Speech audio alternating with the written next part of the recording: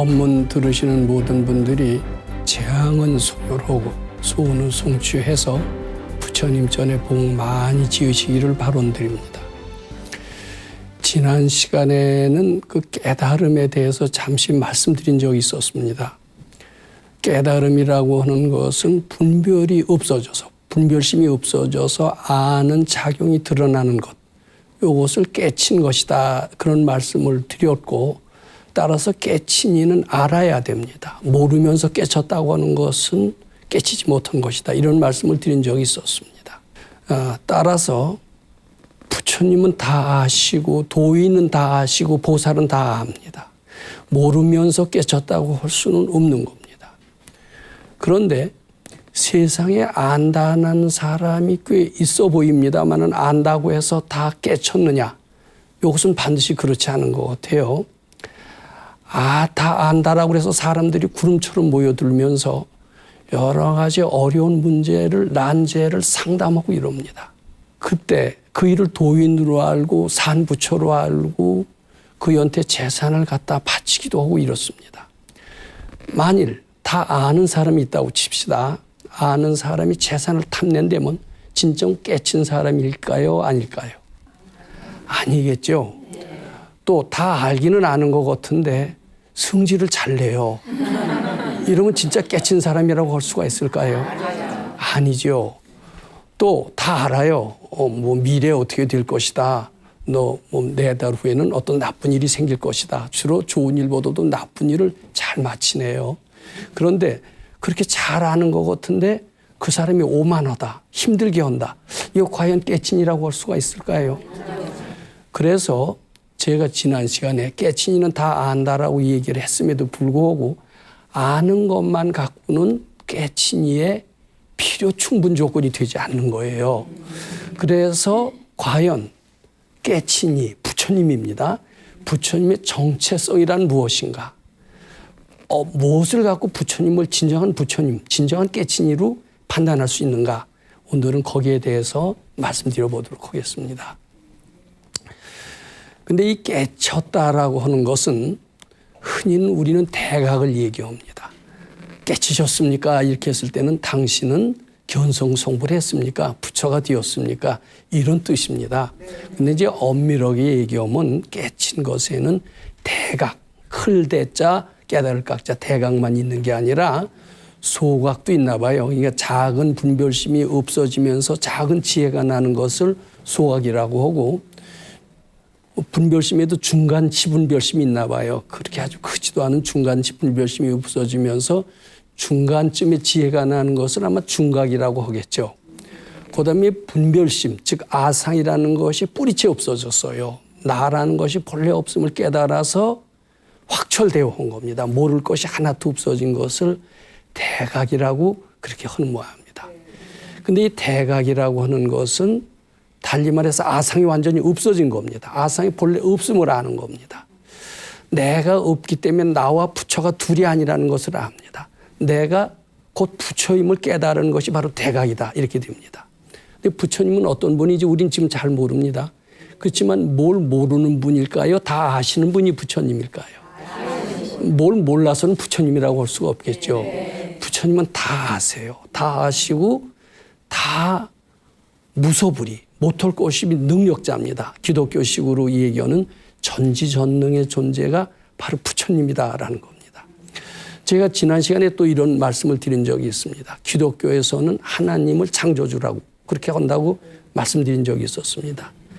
불교에서는 누가 창조주냐? 창조주가 없다라고 얘기하는 분들도 있지만 아닙니다. 내 마음이 다 창조했다라고 얘기합니다. 그래서 제가 화엄경 4구계를 인용해서 내 마음은 모든 것을 다 만들어내요. 기륭화복, 인생의 기륭화복을 다 만들어내기도 할 뿐만 아니라 삼라만상까지도 다 만들어내는 정도로 내 마음은 무한 능력을 가지고 있습니다. 말하자면 조물주다 이거예요. 이 내 마음은 인생을 마음대로 만듭니다. 그래서 깨친 이는 자기가 태어났다라고 얘기하지 않습니다. 자기가 부모를 택해서 왔다라고 얘기합니다. 자기는 결혼했다라고 하지 않고 처자를 택했다고 얘기를 합니다.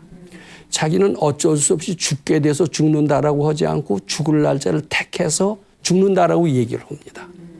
우리는 백세의 인생이라는 노래를 알죠. 네. 재밌어서 요새 그 어떤 수도자가 지었다고 그래요. 내가 갈 테니 알아서 전해라. 우리는 운명대로 죽는 게 아니라 자기 마음대로 죽는다는 것을 그 백세 인생의 노래에서 얘기를 하죠. 네. 그것은 깨친이의 경지다 마찬가지입니다. 깨친이는 인생을 만들고 사회를 만들고 우주를 자기가 만든다고 합니다. 그래서 사회의 한 구성원이 아니라 자기가 만드는 사회를 자기가 살고 있다라고 얘기합니다.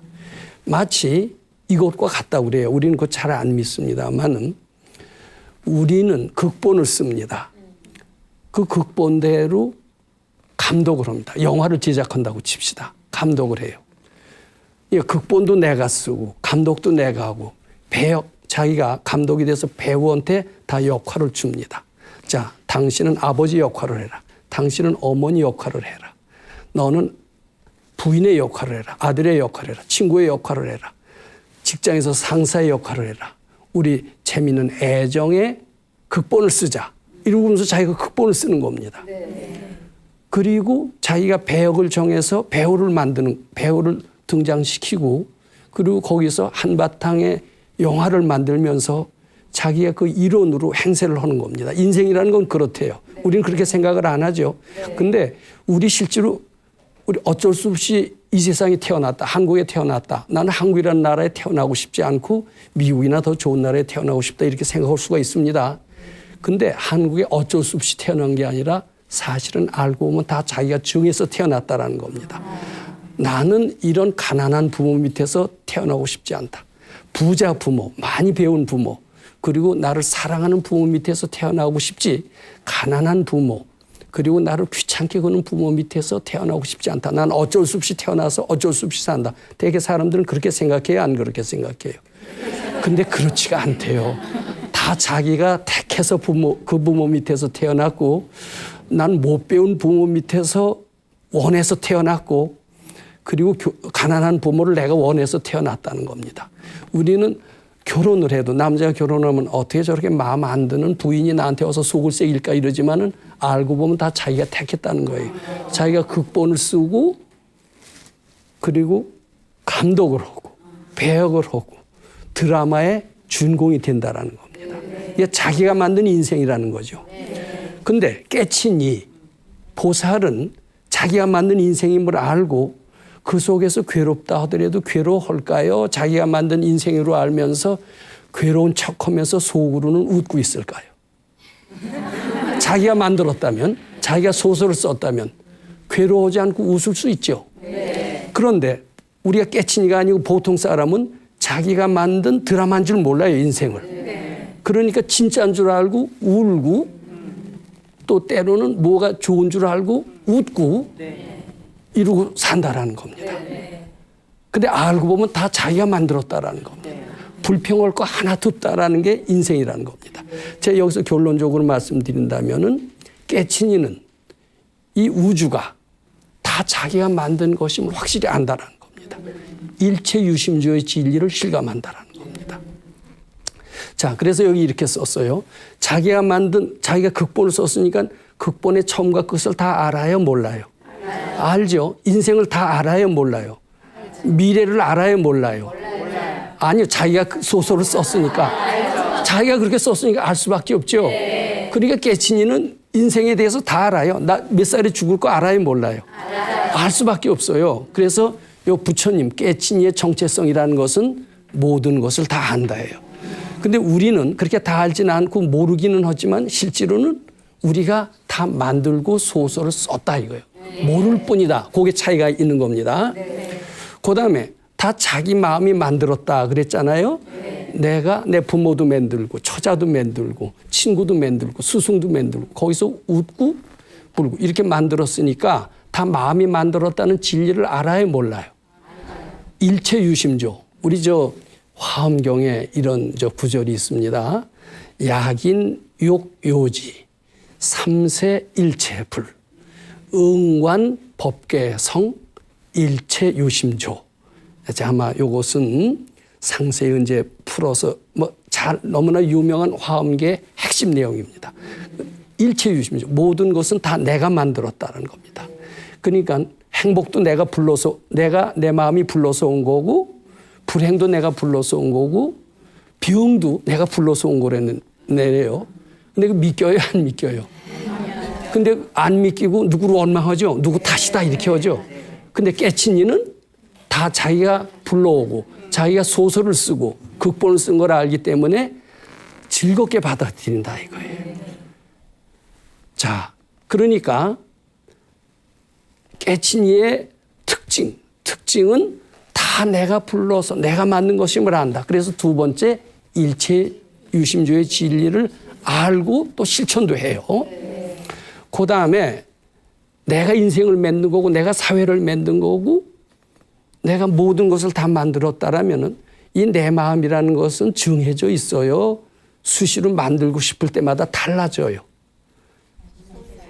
달라지죠. 그리고 만들어진 인생이라는 것이 참되요 허상이에요. 왜냐하면 내 마음대로 좋은 소설을 쓰고 싶을 땐 좋은 인생이 되는 거고 슬픈 소설을 쓰고 싶을 땐 슬픈 영화를 만들고 땐 슬픈 인생으로 되는 거 아니에요? 그러니까 그 인생이라고 하는 것이 정해져 있지는 않고 실체는 본래 없는 것이죠. 실체는 본래 없다. 정해진 것이 아니다. 그게 바로 공의 진리입니다. 본래는 없는 것이다. 우리 반야신경 할 때 오온계공. 오온이라는 것은 정신작용, 물질작용 모든 것을 다 합쳐서 오온이라고 그럽니다. 색, 수, 상, 행, 식. 이것이 사실은 다 허상이라는 거예요. 왜냐하면 내가 기분 내는 대로 좋은 소설을 쓰고 싶으면 좋게 만들고 슬프게 쓰고 싶으면 슬프게 여러 가지 정신적인 물질적인 것을 다 등장하고 무대도 그렇게 슬프게 꾸미거나 좋게 꾸미거나 이렇게 됐기 때문에 그게 실상이에요, 허상이에요. 허상이니까 공이다. 오온계공. 인생이라는 그런 거예요. 그러니까 깨친 이는 공의 진리를 잘 알죠. 근데 여기서 마음이라고 제가 했잖아요. 마음이 모든 것을 다 만든다고 그랬죠. 요 마음에 대해서 한번 생각해 보죠. 근데 요 마음이 다 만든다고 그러면 내 마음이 그런 능력이 있을까 이런 의심이 들어요, 안 들어요? 들죠. 그리고 저희가 뭐 거짓말 하는 게 아니냐. 경전의 말씀을 보면 거짓말 같지는 않은데 어쩐지 실감이 안 된다 이렇게 생각이 돼요, 안 돼요? 그렇게 되실 거예요. 근데 이 마음은요. 우리 현재 요 아르마리 있잖아요. 생각도 물론 마음이에요. 올라오는 생각들 있잖아요. 저희가 법문을 잘하나 못하나 이런 아르마리 있습니다. 요 생각도 마음이에요. 근데 요 마음을 육식이라고 그럽니다. 근데 육식만 마음이 있는 게 아니에요. 우리 이제 마음의 세계에 대해서 많이 배웠는데 전오식이라는 게 있어요. 이건 동물들도 가지고 있는 겁니다. 그러니까 안식. 눈으로 뭘 보잖아요. 아르마리를 내잖아요. 아, 보고 저 검은색이다. 이걸 안식이라고 그럽니다. 아는 거죠. 검정색이라고 아는 겁니다. 이 컵의 물이 무색 투명하다. 이렇게 알죠? 눈으로. 이걸 안식이라고 그래요. 또 귀로 소리가 들립니다. 아름다운 뭐 모차르트의 음악 소리가 들린다. 또 베이토벤의 뭐 장주한 음악 소리가 들린다. 구분하죠. 귀로 구분하는 그 아르마리를 이식이라고 그럽니다. 안, 이, 비, 냄새, 비식, 혀로 맞는 설식, 몸으로는 신식. 이걸 전오식이라고 그럽니다. 이것도 다 마음에 속합니다. 요 전오식은 동물들도 가지고 있어요, 없어요? 가지고 있죠. 또 육식도 사람도 생각할 줄 알지만 동물도 생각할 줄 알죠. 그러니까 전오식, 육식은 사람이나 동물이나 다 가지고 있어요. 요거만 마음이냐? 아니에요. 더 깊은 마음이 있어요. 잠재의식이라는 게 있대네요. 저 잠재의식을 칠식이라고 하기도 하고 칠식을 만리식이라고 하고 팔식을 아레아식이라고 하기도 하는 모양입니다. 그런데 요 칠식, 팔식은 우리가 잘 모릅니다만 분명히 있나 봐요. 꿈에 나타나는 현상은 칠식에 속합니다. 근데 요 칠식이 우리 현재 육식은 기륭화복을 만들지 몰라요. 근데 요 칠식은 기륭화복을 만든대요. 그거는 우리가 지금 감지를 못하지만 깨친이가 보면 그래요. 그다음에 이 팔식이라고 하는 아뢰아식이라고 하는 것은 산하대지, 삼남한상까지도 만든대요. 자, 그럼 우리 이제 마음을 몇 개 얘기했어요. 전오식이 있었죠. 육식이 있죠. 칠식, 팔식이 있죠. 더 마음이 없는가 하면 또 있어요. 불성이라는 게 있어요. 이 마음은 이렇게 종류가 많습니다. 근데 우리가 지금 육식 같은 것은 어때요? 아르마리밖에 없지만은 이런 잠재의식이나 불성은 무한한 능력을 가지고 있어요. 예, 기륭하복도 만들고 삼남만상도 만들고 전지전능하다라는 겁니다. 자, 요새 마음의 세계에 대해서 이렇게 공부를 해보면 우리가 공부를 하다 보면은 육식의 세계보다도 칠식의 세계, 팔식의 세계가 점점 드러나면서 내가 운명을 만드는구나 이런 것을 이해할 수 있게 되는 겁니다. 자, 그런데 이렇게 소위 깨친 이는 다 알기만 하는 게 아니라 그의 행동이 어때요? 다 내 마음이 만든 것을 알기 때문에 화를 낼까요? 안 낼까요? 화낼 필요가 없어요. 화내면요. 안 돼요. 화내면은 깨친 이예요? 아니에요? 잘난 척하면 본래 여기 뭐라고 그랬어요? 공의 진리를 실천한다. 그러니까 화낼 리가 없겠죠. 그러니까 이 깨친이 부처님은 이런 특성을 지니고 있다 이런 것을 알아야 됩니다. 자, 그런데 이제 그이는 다 압니다. 다 알고 또 나라는 게 있겠어요? 없겠어요? 잘난 척 할 마음을 낼까요? 안 낼까요? 안 내죠. 아상이 없어요. 아상이 없으니까 대화를 할 때 상대의 말을 잘 경청할까요? 상대는 말할 틈도 안 주고 자기 얘기만 주장만 계속 퍼볼까요? 아상이 없으니까 상대 얘기를 잘 경청하겠죠. 그리고 필요로 하는 질문을 알맞게 대답을 하겠죠. 그리고 만약 오만하게 된다면 요 사람을 올바르게 해주기 위해서 경우에 따라서는 혼도 내줘야 되겠다 이런 생각을 하겠죠. 그리고 위축된 사람한테는 어떻게 하겠어요? 저의 위축된 마음, 비관적인 마음을 좀 달래줘야 되겠다 이런 생각도 할까요? 안 할까요? 하겠죠. 그러니까 그렇게 사람에 따라서 다른 이야기를 하죠. 그런 것은 무슨 설법이라고 그래요? 여기 네 번째 수기설법이에요. 그러니까 뭐 훌륭한 사람이건 지식이 낮은 사람이건 닥치는 대로 가리지 않고 참선해라. 이렇게 얘기하면 안 되죠. 소원을 비는 사람한테는 어떻게 해요? 기복불교도 좋다. 소원을 이루는 불교를 해라. 이렇게 얘기해줘야지. 내 소원이 지금 가난을 면해서 한 달에 100만이라도 벌기를 원하는데 그런 사람이 왔을 때 너 부처님한테 바라면 안 된다. 부처님 씹어오는 마음을 내고 참선을 해서 깨달음을 얻어라. 이렇게 하면 그 사람이 기분이 어떨까요? 안 좋겠죠. 이건 그 사람한테 알맞는 얘기. 너 가난을 면하는 게 소원이냐라면은 가난을 면하는 방법을 일러주는 게 참된 깨친이의 자세일까요? 무조건 상대편은 고려하지 않고 최고의 깨달음만 찾아라. 이렇게 얘기하는 게 깨친이의 자세일까요? 먼저 거죠. 이제 그걸 무슨 설법이라고 그래요? 옳지. 수기설법을 하는 것이 이게 특징입니다. 자, 그래서 이제 그이는 자비심이 많아요. 자기는 이미 다 아시잖아요. 그리고 행복하잖아요. 그러니까 다른 고통을 받는 사람들도 어떻게 해요? 행복하게 해주고 싶죠.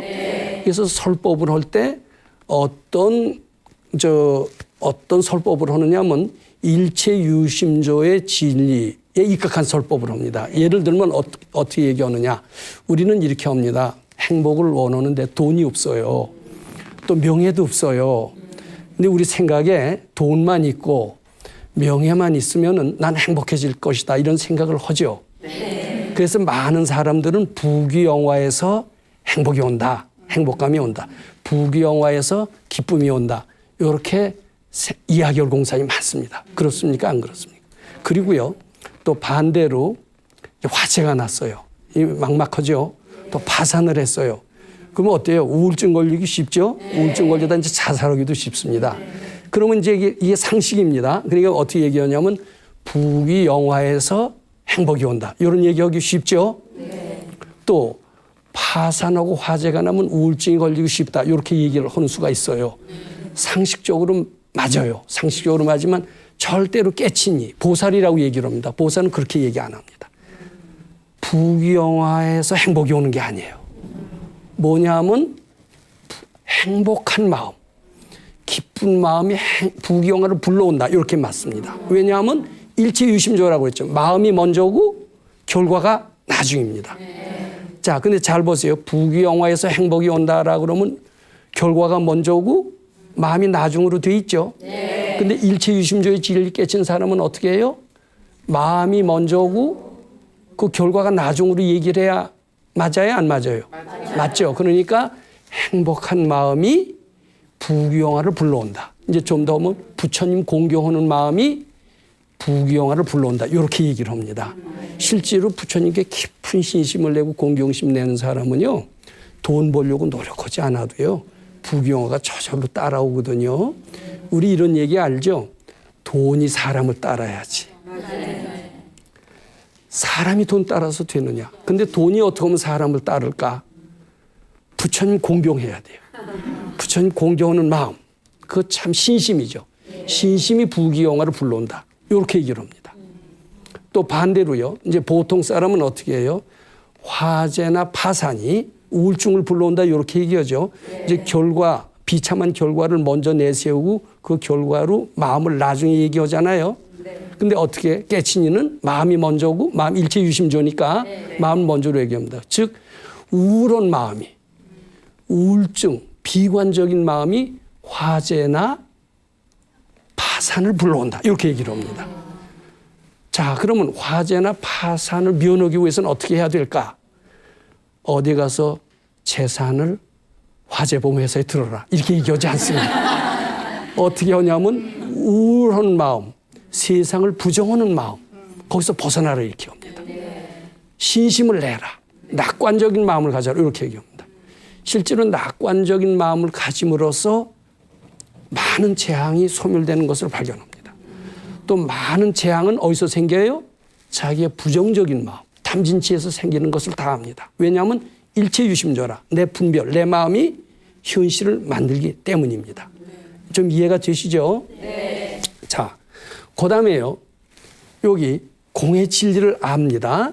이 공의 진리라는 건 뭐냐 하면은 우리 인생 살아가는데 여러 가지 어려움이 많죠. 좋은 일이 많아요. 싫고 귀찮은 일이 많아요. 난제가 수시로 닥칩니다.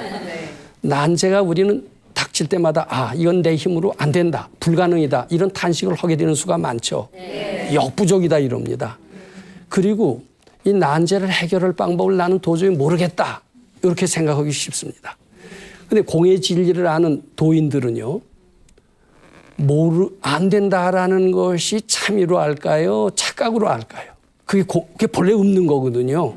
근데 안 된다라고 믿으면 실제로 안 돼요. 근데 그걸 마음을 돌려서 된다라고 하면 또 되는 것을 알거든요.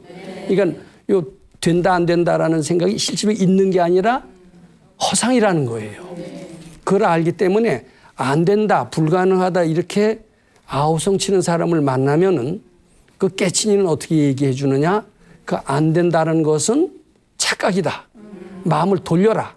또는 제가 얘기하듯이 안 된다는 생각이 착각인 줄 알고 부처님께 바쳐라. 이렇게 얘기를 합니다. 근데 자꾸 바치다 보면 안 된다는 생각이 없어져요. 그러면서 된다가 되거든요. 이렇게 가르쳐 주면 그한테 희망이 있을까요? 없을까요? 예, 요게 깨친이의 특성입니다. 이제 근데 보통 사람들은 어때요? 아, 제 힘이 역부족이 돼서 재수, 삼수를 해도 그 학교에는 도저히 들어갈 수가 없습니다. 그러면은 대개 어떻게 얘기하냐면 그래, 넌 안 돼. 너는 그 학교 영원히 못 가. 목표를 낮춰서 다른 데로 가. 그렇지 않으면 대학을 포기하든가. 이렇게 꾸짖는 수가 많습니다. 근데 깨친이는 절대로 그렇게 꾸짖지 않습니다. 너는 무엇이든지 할 수 있다. 네가 불가능이라고 하니까 못하는 것이지. 가능하다라고 마음 먹으면은 즉 불가능하다라는 생각이 착각인 줄 알고 그 마음을 바꾸기만 한다라면 너는 언제든지 될 수 있다. 이렇게 얘기를 합니다. 왜냐하면 공의 진리를 실천하는 사람이기 때문에 그렇습니다. 또 그이는요. 모른다라고 나는 도저히 모르겠다. 난제가 생겼어요. 이것을 해결할 방법을 도저히 모르겠다. 이렇게 하는 분들이 주위에 많습니다.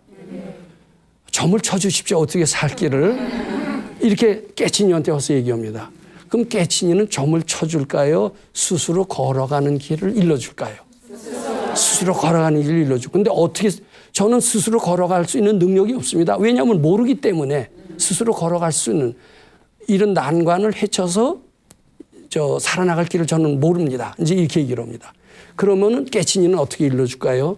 네가 모른다는 생각은 사실은 착각이다. 그게 없는 것이다. 제가 얘기한 대로 모른다는 생각이 착각인 줄 알고 부처님께 바쳐봐라. 이렇게 얘기를 할 겁니다. 근데 실제로 바쳐보세요. 실제로 모르는 것은 참이 아니다. 사실이 아니다. 착각이다. 그리고 그 생각을 자꾸 바치면은요, 실제로 모른다는 생각이 옅어져요. 난 도저히 모르겠다. 이제 수학 문제를 푸는 겁니다. 학생들의 경우에 도저히 안 풀려요. 하루를 생각해도 안 풀려요. 이틀을 생각해도 안 풀려요. 이틀쯤 되면 다 포기합니다. 나도. 근데 포기하지 말고 모른다는 생각을 끝까지 바치고 착각인 줄 알고 지속을 한번 해보세요. 그럼 사흘날 자꾸 지속하면 어느 날 딱 풀립니다. 안 되면 꿈에라도 풀립니다. 왜냐하면 모른다는 생각이 참이 아니에요. 착각이기 때문에 알아집니다. 제가 많이 경험을 부분적으로 했기 때문에 이런 이야기를 제가 자신을 가지고 말씀드리는 겁니다. 근데 저는 약간의 경험을 했지만 깨친이는 모른다, 안 된다, 싫다 이것이 참이 아니고 착각이라는 것을 늘 실감하고 있죠. 네. 이건 그런 것 때문에 인생에 여러 가지 괴로움이 생기고 난제가 생기죠. 네. 그 사람 올 때 그래 안 된다, 너 안 돼, 안 되는 사람이야, 너 틀렸어 이렇게 얘기 안 하죠. 네. 너한테 희망이 있다, 그게 착각인 줄 알고 바쳐라 이렇게 얘기합니다. 그러니까 이분은 무한한 희망을 주고 가능성을 주고 생기를 주고 그렇게 얘기를 합니다. 그런 법문을 활꽃법문이라고 그러죠. 깨친이는 항상 희망을 주는 얘기를 하고요. 반대로 빽 빠지게 하고 좌절하게 하고 이렇게 꾸짖고 이렇게 법문하는 분들도 없진 않죠. 그런 분은 깨친일까요? 아닐까요? 아닙니다. 깨친이는 반드시 희망이 있어요. 어떤 경우에도 어떤 절체절명의 난관도 그것을 참으로 믿으면 자살을 해야죠. 근데 그것이 착각이 없다라고 알고 그것을 일깨워준 그런 분이 있다면 거기서 희망을 찾을 수 있을까요? 없을까요? 찾을 수 있어요. 이게 깨친이의 특성입니다. 그래서 깨친이는 사람을 행복하게 합니다. 고난이 없음을 알고 고난을 벗어나게 해서 행복하게 합니다. 난제를 착각인 줄 알고 벗어나게 해서 즐거운 생활을 합니다. 이제 나아가서는 어떻게 되느냐? 죽는 문제까지도 어떻게 돼야 할까요? 인생은 어차피 죽게 돼 있습니다. 부처님도 생자필멸이라 산자는 다 죽게 돼 있느니라 이렇게 말씀하셨듯이 죽음도 영원히 피할 수 없는 것 아닙니까? 이렇게 질문하는 사람이 있다고 칩시다. 그럼 깨친이는 어떻게 대답할 것 같아요? 그래, 인생은 죽는다, 끝이다 이렇게 대답할까요? 그럴 것 같진 않죠. 이렇게 얘기를 해요. 여기서 똑똑하신 분은 대답할 수 있을 것 같은데 죽음이라는 것도 사실은 참이 아니다. 죽는다고 생각하는 것도 죽음이라는 것도 착각이고 본래 없는 것이다. 죽음이라는 공포가 착각이라고 깨닫고 본래 없는 것을 알 때 너는 네 앞에 죽음은 닥치지 않으리라 이렇게 얘기를 해야 돼요. 이제 그 말을 믿고 실제로 죽는다는 두려움을 착각으로 알고 자꾸 바친다라면은 죽음의 공포에서 벗어납니다. 우리는 죽지 않게 되는 겁니다. 죽는 것도 지가 불러오는 거예요. 알고 보면은. 자, 이런 깨친이가 세상에 필요합니까? 안 필요합니까? 자, 이제요. 이제 몇 가지를 제가 정리를 해볼 수가 있습니다. 깨친이의 특성이 뭐예요? 세상을 다 모를 것이 없어야 돼요. 근데 세상을 다 아는 분임에 틀림없어요. 아는데 아는 척 할까요? 안 할까요? 아는 척 하는 사람은 절대로 깨친이가 아니다 이렇게 봐야 됩니다. 아는 척 할 필요가 있을까요? 없을까요? 아는 척 할 필요가 없습니다. 그런데 어느 때 가끔 아는 소리를 하느냐. 자기 잘난 척하기 위해서 잘난 척할 필요 있을까요? 없을까요?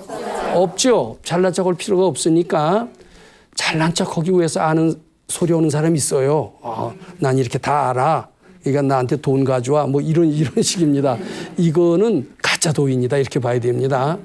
근데 절대로 진짜 깨친이는 잘난 척하기 위해서 아는 소리 하지 않습니다. 저희의 신심을 일깨우기 위해서 의심할 때, 의심에서 퇴타심이 나는 것을 방지할 때 잠깐 아는 표시를 할 뿐입니다. 보통 때는 일체 아는 것을 나타내지 않습니다. 모른 척합니다. 자, 이렇게 깨친 이의 특성. 제가 이제 다 알지만 아는 척하지 않는다. 그다음에 모든 사람들을 가리킬 때 어떻게 가리키느냐 하면 모든 것이 네 마음인 줄로 알아라. 이렇게 가리킵니다. 네가 다 불러서 온 것임을 알아라.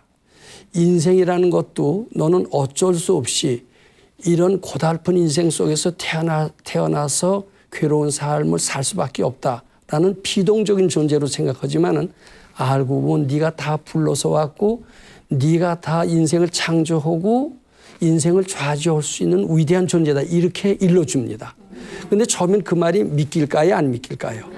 안 믿겨요. 안 믿기는데 저도 참 안 믿었던 것 같습니다. 그런데 제가 여기 와서 이런 말씀을 드리는 것은 제가 안 믿다가 자꾸 공부를 해봤어요. 금강경 자꾸 읽어봤어요. 특히 모른다는 생각을 바꿀 수가, 아는 생각으로 바꿀 수가 있을까? 난 모르는 것은 영원히 모르는 거로서 끝나는 수밖에 없었어요. 그러니까 초등학생이 고등수학을 풀 때 아무리 연구해도 그 고등수학 풀 수 있을까요? 없을까요? 풀 수 없다라고 보죠. 근데 초등학생들도요, 끊임없이 생각하면 결국 고등수학 풀 수 있다라는 것을 알게 됐습니다. 그 대신 포기를 하지 않아야 됩니다.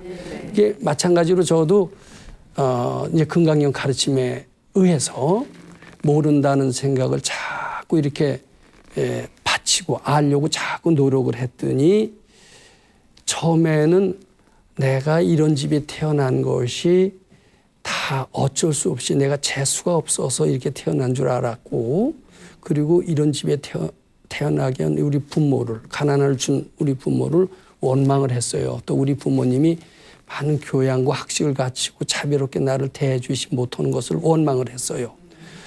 근데 알고 봤더니요, 제가 조금씩 아주 저는 확실히 못 깨쳤습니다만 조금은 압니다. 알고 봤더니 그게 다 내가 불러온 것임을 저는 조금씩 터득하게 됐습니다.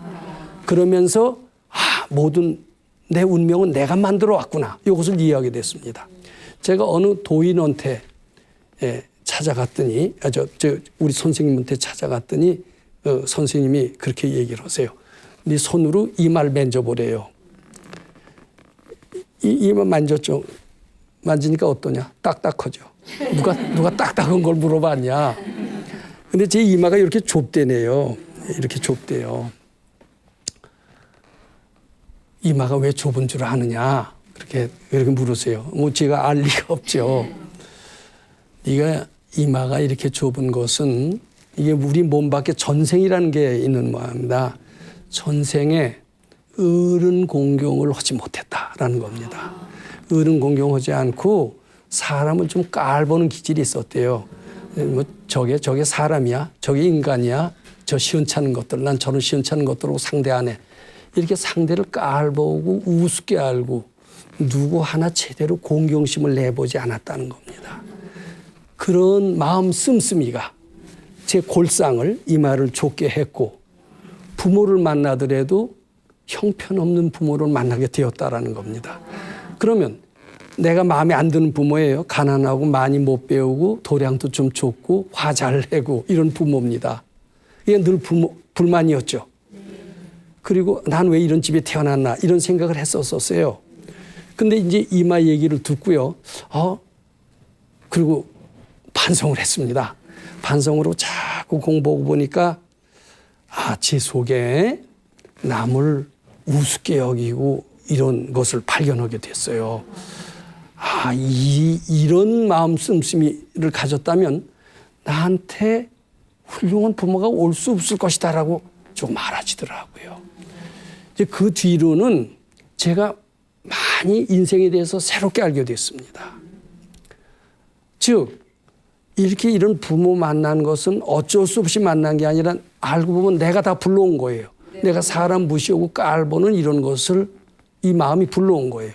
그리고 어렸을 때부터 최근까지도 그렇게 가난을 늘 미워내 본 적이 없었습니다. 물론 이제 굶어 죽을 정도는 아닙니다. 그래도 늘 오랫동안 직장 생활을 했고 그래도 아마 중류는 되겠죠. 근데 늘 이렇게 풍족하지는 못했다가 근래 한 10여 년 전부터 제가 마음이 상당히 풍족해졌습니다. 그전에는 왜 이렇게 가난하다가 10여 년 전부터 왜 이렇게 풍족해졌을까? 그리고 뭐 재산은 뭐 그렇고 그런데 꽤 재산도 많이 늘은 것 같고요. 어디 가서 굶기를 잘 안 떨게 됐어요. 이제 그것도 자꾸 공부하다 보니까 왜 난 이렇게 가난할까? 난 돈복이 없을까? 늘 그 생각을 했어요. 그리고 원인이 뭔지도 몰랐고 그건 내가 불러온 게 아니라 다 재수가 없어서 가난한 부모를 만나서 그렇게 됐다. 이렇게 하면서 부모 탓도 오고 운 탓도 오고 이랬던 것 같습니다. 근데 가만히 이게 공부를 하다 보니까 우리 밝은 선지식이 얘기해요. 네 인색한 마음이, 남 주기 싫어하는 마음이 그 가난을 끌어들이는 것이다. 이렇게 얘기를 해요. 근데 가만히 생각해 보니까 제 속에 굉장히 인색한 게 많더라고요. 누가 주머니요 굉장히 기분이 좋아요. 그다음에 이제 밥값을 낼 때가 됐습니다. 내 주머니에서 낼까 말까. 아이 누가 대신 내줬으면. 그 인색한 마음이 보통 많은 게 아니더라고요. 어느 날 꿈에 보니까 돈 내기 싫어서 발발 떠는 꿈이 보여져요. 그 잠재의식이 보여지는 겁니다. 내 잠재의식이 인색한 마음이 이게 가난을 불러왔구나. 이런 생각을 하게 됐습니다. 그럼 가난은 누가 준 거예요? 내가 불러온 거예요. 내가 불러온 거죠. 자, 근데 10여 년 전부터 어떻게 제가 좀 넉넉해진 줄 아세요? 10여 년 전부터요. 제가 무료급식을 했어요. 제가 이제 저에 대한 기사가 조금 났는데 한번 보세요. 10여 년 전부터 우리 집을 헐고 거기에 이 천막 같은 거 해놓고 동네 독거인들을 먹이기 시작을 했습니다. 처음에 어떻게 그것을 감당할까 하고 굉장히 걱정을 했는데 뭐 한번 해보자. 그래도 직장이 있었고 봉급을 괜찮게 탔으니까. 그래서 이거 무료급식을 했는데 이게 베풀기 시작을 한 겁니다. 인색해서 발발발발 떠다가 10여 년 전부터 베풀기 시작하니까 이상하게요. 베푸니까 들어오는 게 더 많더라고요. 전 몰랐어요. 나가는 게 손해고 나갈 땐 누가 주겠느냐 그랬는데 안 그래요. 많이 들어오니까 저는 이제 주는 게 아까울까요? 안 아까울까요? 안 아깝게 돼요. 그리고 나는 더 넉넉해지는 거예요. 이제는 내 마음에 굶기가 없어, 거지가 없어졌어요. 그리고 넉넉해요. 그리고 너 재산 얼마냐? 그럼 적지 않은데? 이렇게 돼요. 그전엔 나 없어. 이런 식이었습니다. 제 마음이 부자가 된 겁니다. 뭐 때문에 부자가 됐을까요? 베풀어줘서 그렇다. 자, 이렇게 되니까 인생의 모든 기륭화복은 다 내가 끌어들이는 것으로 알게 된 겁니다. 자, 이제 지금까지 한 말씀을 다 정리를 하고 요 다음 시간에 드릴 이야기까지도 다시 말씀드려 보도록 하겠습니다. 자, 오늘 제가 다 아는 것만이 깨친이의 특징이 아니다. 다 안다고 해서 깨쳤다고 할 수가 없다. 깨친이는 몇 가지 덕목을 갖춰야 된다. 그런 말씀을 드렸습니다. 깨쳤다고 해서 화내도 안 되고 잘난 척해서도 안 되고 티내도 안 된다. 왜냐하면 깨친이는 모든 것을 다 자기가 만든 일체유심주의 진리를 알기 때문이다. 일체유심주의 진리를 실천하는 사람이다. 사람들한테도 일체유심주의 진리를 깨우치게 해서 밝게 만든다. 이것이 깨친이의 특성이다. 이런 말씀을 했습니다. 또 깨친이는 자기 생각이라는 것이 공이요 착각이라는 것을 잘 안다. 그래서 사람들로 하여금 어렵다, 싫다, 안 된다, 모른다라는 생각이 착각임을 알게 하고 난제에서 벗어나게 하고 희망을 준다.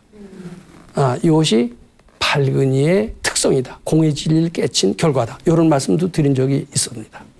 그리고 깨친이는 아상이 없기 때문에 사람에 따라서 어린애면 어린애에 맞춰서 이야기할 수가 있다. 자기 주장을 결코 드러내지 않고 상대의 마음을 편안하게 즐겁게 항상 낙관적으로 희망적으로 이야기한다. 이것이 깨친이의 특성이고 그것을 수기설법이라고 한다. 이런 몇 가지 말씀을 드렸습니다. 요 다음 시간에는 어떤 말씀을 드리느냐?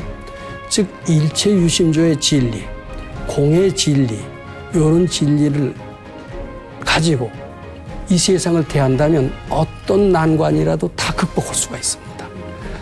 아주 절체절명의 위기를 일체유심조의 진리나 공의 진리를 통해서 극복한 위대한 실감나는 사례가 있습니다. 그 사례를 가지고 요 다음 시간에는 좀 더 진지한 토론을 해볼까 이렇게 생각을 합니다. 예, 감사드립니다.